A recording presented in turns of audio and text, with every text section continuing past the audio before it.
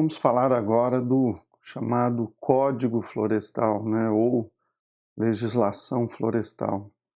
Nós sabemos que o antigo Código Florestal foi substituído por uma nova legislação em 2012, objeto de grande debate, de grande controvérsia no país.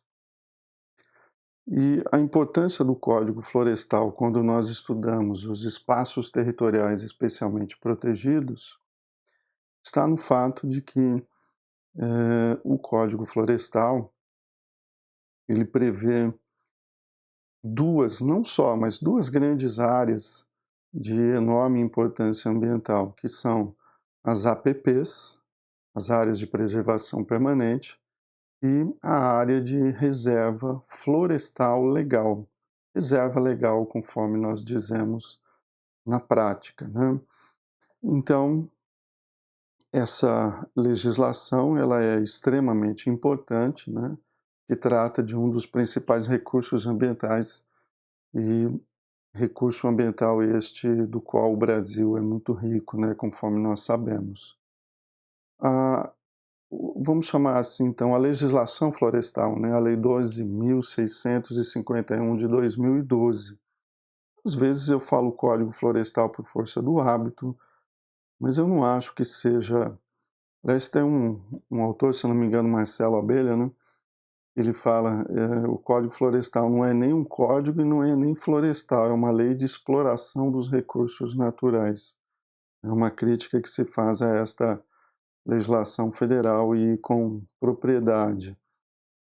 Nós percebemos que essa legislação florestal, ela começa dizendo que estabelece normas gerais, um grano, um sales aqui, normas gerais, sobre a proteção da vegetação, áreas de preservação permanente e as áreas de reserva legal. O artigo 1º-A também diz que a lei dispõe sobre a exploração florestal.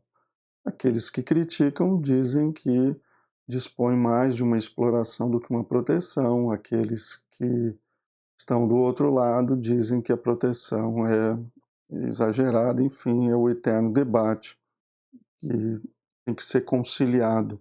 Aliás, essa é uma das características dos direitos difusos, né? Uma alta conflituosidade entre os titulares de um direito. Acontece isso em muitas áreas. Não há um consenso na coletividade quanto à melhor forma de se proteger o meio ambiente ecologicamente equilibrado. Bom, mas enfim, a legislação florestal trata de proteção e de exploração florestal, suprimento de matéria-prima florestal, controle da origem dos produtos florestais e o controle e prevenção de incêndios, e prevê também instrumentos econômicos e financeiros para o alcance de seus objetivos. O nosso foco nesta aula é estudar as áreas, né, os espaços territoriais e os seus componentes, as áreas de preservação permanente e as áreas de reserva legal, porque nós estamos numa sequência do estudo dos espaços territoriais especialmente protegidos, né? Esse é o nosso foco. O artigo 2º da legislação florestal diz que as florestas existentes no território nacional e as demais formas de vegetação nativa reconhecidas de utilidade às terras que revestem, na verdade não é uma questão de utilidade, é uma questão de serviços ambientais, de função ambiental, né? São bens de interesse comum, são bens difusos, né? São bens jurídicos difusos, porque são de interesse comum a todos os habitantes do país e vamos lembrar do caráter transfronteiriço dos bens ambientais, né?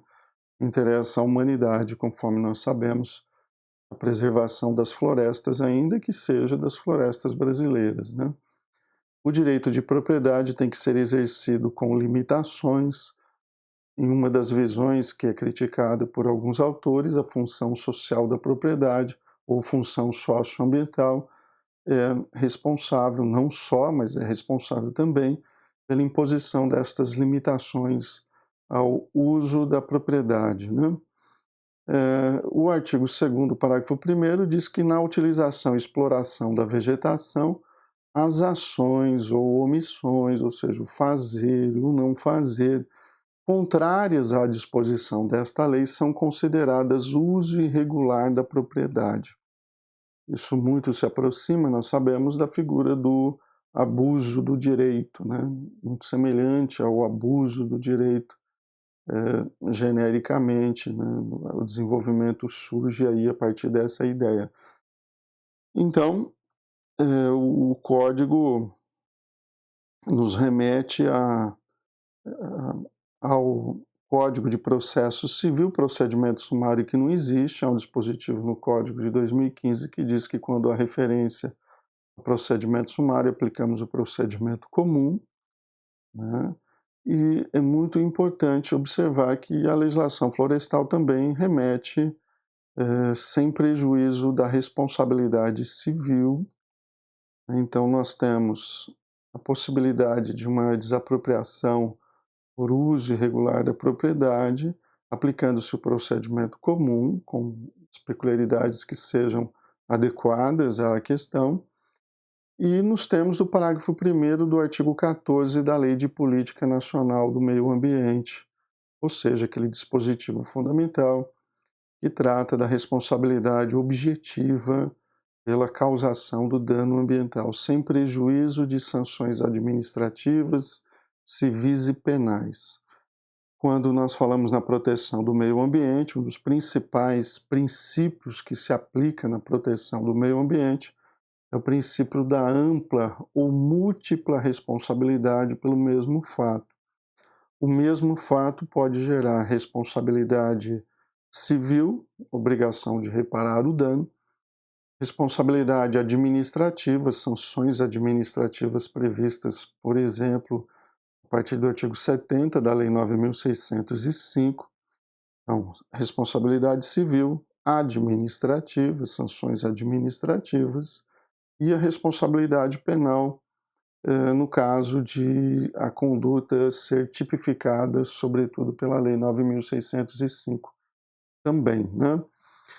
Muito bem, as obrigações previstas nesta lei, esse é um dispositivo muito importante, já era um tema consolidado, não há em si uma novidade legislativa, mas é muito importante que continue presente no ordenamento jurídico brasileiro, e agora no artigo 2º, parágrafo 2º do chamado Código Florestal, que as obrigações previstas na legislação ambiental têm natureza real e são transmitidas ao sucessor qualquer natureza, ou seja causa-morte, seja por ato inter vivos, há uma transmissibilidade da obrigação de reparar o dano em uma propriedade imóvel, por exemplo, né?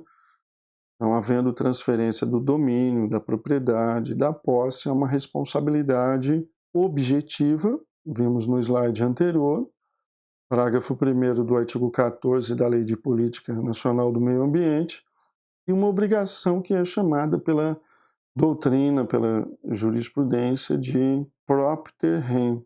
Propter rem, porque acompanha a coisa no caso de transmissão.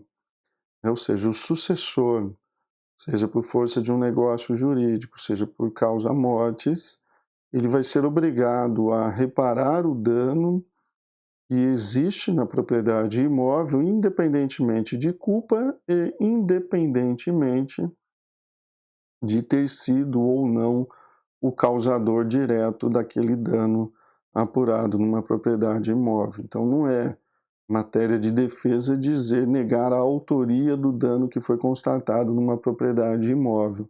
É claro que existe o direito de regresso, né, contra o responsável. Então são chamadas essas obrigações de obrigações propter rem. Propter rem, literalmente, por causa da coisa. A obrigação sobre a coisa que acompanha com quem ela estiver. Trata-se de uma obrigação ambulante, conforme diz aí a doutrina, né? Simplesmente porque, em razão da sua natureza real, que cai sobre a coisa, ela é in re ipsa, ou seja, ela é inserida na própria coisa, por isso que ela é propter rem. ela acompanha a coisa, né? Ela existe em função da coisa. Então, se você, quando é muito comum no mercado imobiliário, alguém vai adquirir uma propriedade, não só rural, mas vou dar o exemplo aqui de uma propriedade rural. É a análise dos danos ambientais que a propriedade apresenta, porque o novo proprietário, independentemente de ter sido ou não o causador, independentemente de culpa, ele vai ser responsável pelos danos que ali eventualmente forem constatados naquela propriedade. Isso é uma norma geral de direito ambiental de fato, né? Então, a eventual transmissão do bem leva consigo automaticamente, independentemente de culpa, né, de qualquer elemento anímico, de quem adquiriu transmite os deveres, no caso, deveres ambientais sobre a coisa, né? Então, aqui estou usando um trecho do Marcelo Abelha Rodrigues, uma obra aí que eu recomendo a vocês, Proteção Jurídica da Flora, editora Juspódio. Os deveres ambientais associados ao exercício da propriedade, preservação, restauração, restituição, né, conforme nós vimos, de APPs, de área de reserva legal, tem natureza de obrigação propter rem. Significa dizer que se aderem à coisa, são erga omnes, né, acompanham a coisa no poder de quem quer que ela esteja. Sendo in re ipsa, ou seja, inserida na própria coisa, é irrelevante qualquer discussão sobre culpa ou nexo de causalidade. A ideia é muito simples. Não foi instituída uma reserva legal, ou ela não está delimitada, ou houve um dano à vegetação, àquela biota, né? Ou seja, apurou-se um dano ao meio ambiente, um dano ambiental, há necessidade de reparação do dano. E o proprietário é um responsável por esta reparação, né? Independentemente de ter adquirido recentemente ou há muito tempo, a coisa ele é responsável, né? Ele poderá ser acionado pelo dever que tem de recuperação, de restauração. Aquele que seja o possuidor ou proprietário da coisa, acabei de dizer, né? Do bem, onde há uma área desmatada, ele é responsável pela reparação. Se você quiser anotar, dá uma paradinha, uma pausa no vídeo aí e anota essa lição. Aqui eu mostro, né, às vezes uma imagem é melhor do que muitas palavras, né, conforme nós dizemos sempre, né, uma área de preservação permanente. Uma espécie, nem toda área de preservação permanente é uma mata ciliar, mas isso é uma espécie de APP. E a gente vê um curso d'água, né, ou mais de um curso d'água, um encontro aqui de curso d'água, e a gente vê a preservação da mata ciliar, né, ou seja, o entorno do curso d'água. Isso é um exemplo de área de preservação permanente. Exatamente assim que ela tem que ser preservada, para funcionar, por exemplo, para impedir o assoreamento, né, o assoreamento do leito do rio, né, ou seja, isso funciona como um filtro. Aqui se realiza a troca, o ciclo, né, do oxigênio, do carbono, enfim. A ciência explica muito bem estas situações aqui que ocorrem, por isso essa importantíssima função ambiental da mata ciliar. Além disso, a gente percebe nas propriedades rurais, são possíveis, né, espaços que permitam a descendentização dos animais, né, ou seja, que eles se aproximem do curso d'água para matar a sede, né, ou seja, para fazer o uso da água. Isso é perfeitamente possível, está previsto na legislação ambiental, é uma exceção no sentido de permitir um pequeno desmatamento, uma pequena ocupação de uma área de preservação permanente. Esse tipo de área de preservação permanente, veja que a gente tem um quadro que mostra mais de um tipo de APP. A mata ciliar, né? A gente vê aqui, a gente vê a nascente, né, que tem um raio de proteção, Então é um outro tipo de APP. APP de nascente, APP de curso d'água, APP no entorno de reservatórios, né, conforme nós estamos vendo aqui. Então são aqui outros exemplos, mas aqui também não se esgota o rol, a relação de áreas de preservação permanente. Perceba que o tamanho de uma APP varia no curso d'água em função da largura do rio. Então, em função da largura do rio. Quanto mais largo o rio, maior deve ser a mata ciliar, ou seja, esse tipo de APP. Isso que esse gráfico nos mostra, né? E a APP, as duas margens do rio. Eu falo, sei que é meio óbvio, mas isso já foi até objeto de discussão, como que se mediria essa área de APPs. Então isso, evidentemente, tem que ficar claro. E a mata ciliar varia, então, de uma nascente, mínimo 50 metros, né? Mas ela varia de 30 metros até 500 metros, em função da largura do rio. Então, um rio que tem um leito de 600 metros deve observar uma APP de 500 metros, né? Esse é o tamanho da mata ciliar, é isso que tem que ser preservado de acordo com a legislação florestal. Nos reservatórios de 15 metros a 100 metros, mesmo, claro, nos reservatórios artificiais, né? Então vai variar em função do tamanho do reservatório, se ele é natural, se ele é artificial, é isso que devemos observar, ok? Então está aqui uma definição da legislação florestal. Área de preservação permanente, APP. Área protegida, coberta ou não por vegetação nativa, com a função ambiental de. Então, muito importante isso, né? Por que ela é preservada? Pelas funções ambientais que exerce, né? De preservar os recursos hídricos, a paisagem, a estabilidade geológica, a biodiversidade, facilitar o fluxo gênico de fauna e flora, proteger o solo e assegurar o bem-estar das populações humanas, né? Ou seja, as águas dos cursos d'água são importantíssimas para a sobrevivência do ser humano. Não é à toa que a ocupação do Brasil se deu inicialmente no entorno dos cursos d'água, né? Veja, por exemplo, como se deu a ocupação urbana no município de São Paulo, né, em torno de dois grandes rios e de outros, né? Foi se criando toda uma, e assim, toda uma população, toda uma própria, um aglomerado urbano, né? Então a APP, esse tipo de APP, ou as APPs, vêm lá definidas no artigo 4º da legislação florestal. Faixas marginais de qualquer curso d'água, perente e intermitente, excluídos efêmeros, desde a borda da calha do leito regular, em largura mínima de. Nós vamos ver que este Código Florestal atual, em si, ele não mudou as faixas de APP. A crítica que ele recebeu foi pela mudança, a crítica dos ambientalistas, pela mudança do critério para se calcular esses 30 metros de cada lado, né?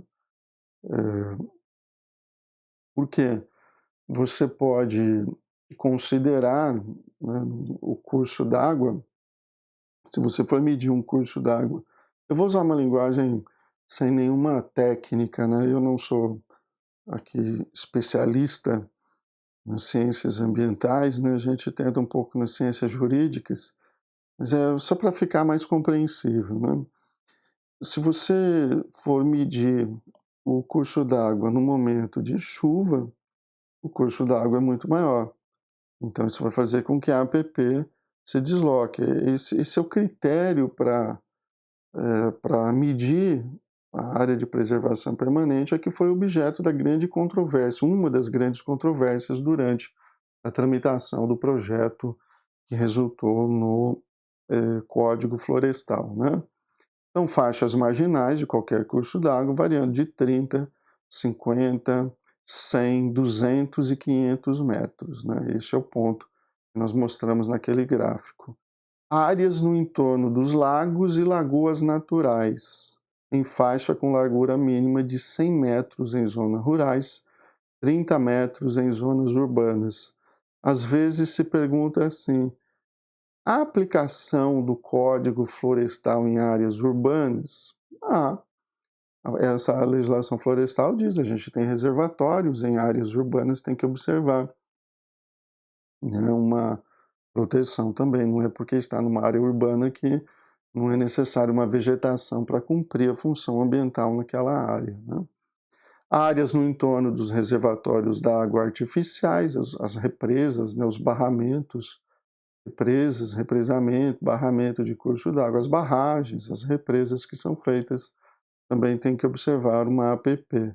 Áreas no entorno das nascentes e dos olhos da água perenes, qualquer que seja a sua situação topográfica, no raio mínimo de 50 metros. As encostas ou partes destas com declividade superior a 45 graus, equivalente a 100% na linha de maior declive. E os técnicos fazem essa medição para apontar, olha, essas encostas são importantíssimas para a fixação do talude, para que não haja desmoronamento, né? Como a gente vê em época de chuva, principalmente nos trechos de rodovias que se dirigem às áreas litorâneas, muito comum esses desmoronamentos, por isso que precisa preservar a vegetação, inclusive para a preservação deste talude, né? Restingas, como fixadora de dunas ou estabilizadoras de mangues, né, aquela vegetação que a gente vê nas áreas litorâneas, os manguezais, né, que também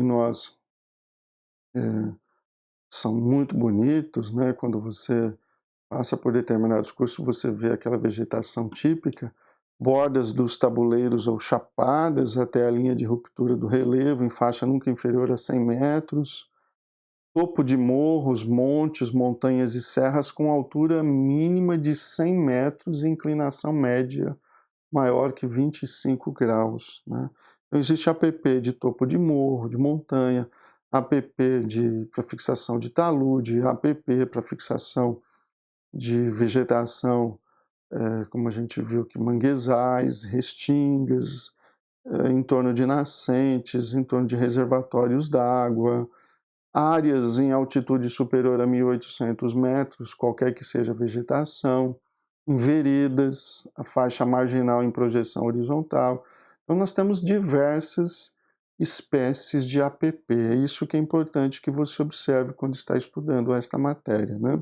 Existem diversas áreas de preservação permanente, a mata ciliar, como vimos, é um exemplo, né?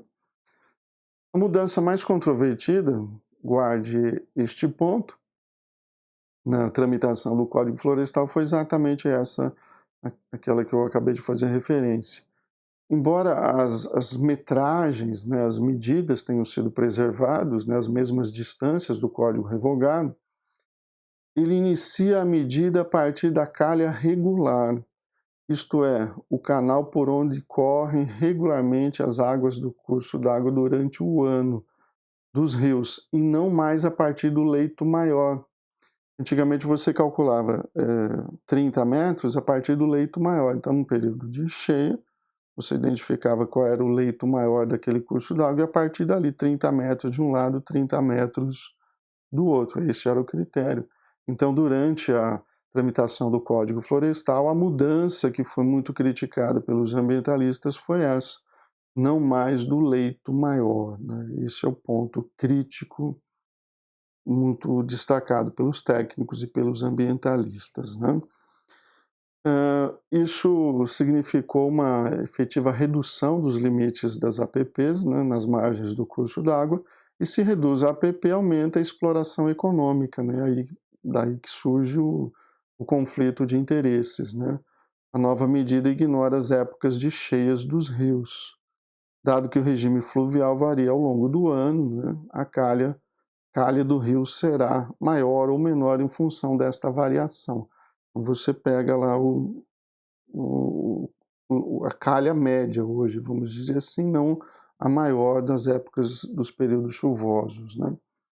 Além das áreas descritas acima, ainda podem ser consideradas nessa categoria, quando declaradas de interesse social, por ato do chefe do Poder Executivo, as áreas cobertas com florestas ou outras formas de vegetação destinadas à contenção da erosão do solo e da mitigação dos riscos de enchentes e deslizamentos de terra e de rocha.